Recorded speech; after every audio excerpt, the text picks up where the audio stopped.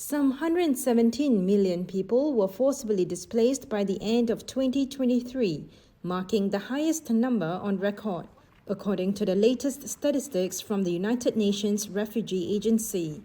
Speaking earlier this week, the UN's High Commissioner for Refugees, Filippo Grandi, said the number of forcibly displaced people has been increasing every year for the past 12 years. The last figure that we have been sharing with you, if you recall, was 114 million.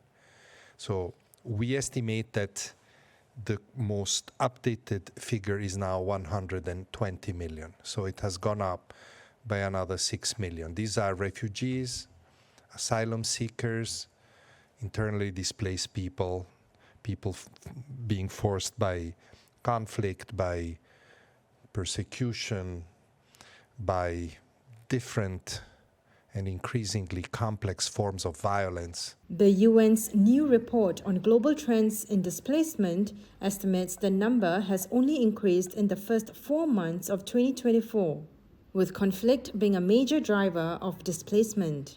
Grandi singled out the war in Sudan as one of the most catastrophic ones. It is a crisis that, and this is not applying to you who report from here, so hear about that a lot, but generally doesn't really make it to the headline. Is a very forgotten crisis, although it's one of the most catastrophic ones, not just in terms of displacement, but in terms of hunger, lack of access, violation of human rights, and so forth. Speaking on Gaza, Grandi cautioned that with Israel's offensive forcing around 1.7 million people into internal displacement, that's nearly 80% of the population, many of them displaced multiple times, people fleeing Israel's military operations from the southern border town of Rafah into Egypt could lead to catastrophic consequences, especially, he says, because there's no guarantee they'll be able to return.